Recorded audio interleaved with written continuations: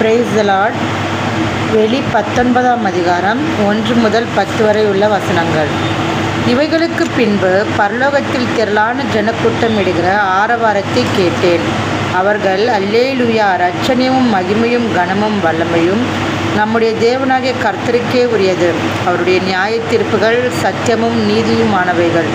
தன் வேசித்தனத்தினால் பூமியை கெடுத்த மகா வேசிக்கு அவர் நியாய தீர்ப்பு கொடுத்து தம்முடைய ஊழியக்காரரின் இரத்தத்திற்காக அவளிடத்தில் பழிவாங்கினாரே என்றார்கள். மறுபடியும் அவர்கள் அல்லேலூயா என்று சொல்லி ஆர்ப்பரித்தார்கள். அவளுடைய புகை என்றென்றைக்கும் எழும்புகிறது என்றார்கள். 24 மூப்பர்களும் 4 ஜீவன்களும் வணக்கமாய் விழுந்து ஆமேன் அல்லேலூயா என்று சொல்லி சிங்காசனத்தின் மேல் வீற்றிருக்கும் தேவனை தொழுது கொண்டார்கள். மேலும் நமது தேவனுடைய ஊழியக்காரரே, அவருக்கு பயப்படுகிற சிறியோரும் பெரியோரும் மாணவர்களே, நீங்கள் யாவரும் அவரை துதியுங்கள் என்று ஒரு சத்தம் சிங்காசனத்திலிருந்து பிறந்தது. அப்பொழுது திரளான ஜனங்கள் ஈடும் ஆரவாரம் போலவும் பெருவெள்ள இரைச்சல் போலவும் பலத்த இடிமுழக்கம் போலவும் ஒரு சத்தம் உண்டாகி அல்லேலூயா, சர்வ வல்லமையுள்ள தேவனாகிய கர்த்தர் ராஜ்யபாரம் பண்ணுகிறார்.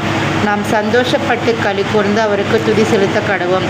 ஆட்டுக்குட்டியானவருடைய கல்யாணம் வந்தது. அவருடைய மனைவி தன்னை ஆயத்தம் பண்ணினாள் என்று சொல்ல கேட்டேன்.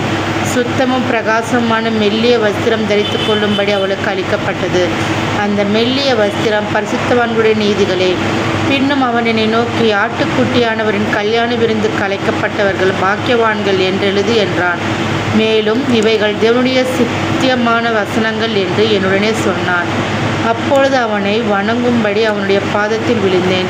அவன் என்னை நோக்கி, இப்படி செய்யாதபடிக்கு பார், உன்னோடும் இயேசு கிறிஸ்துவை குறித்து சாட்சியிட்ட உன் சகோதரரோடும் கூட நானும் ஒரு ஊழியக்காரன். தேவனை தொழுதுகொள். இயேசுவை பற்றின சாட்சி தீர்க்க தரிசனத்தின் ஆவியாய் இருக்கிறது என்றான். ஆமேன்.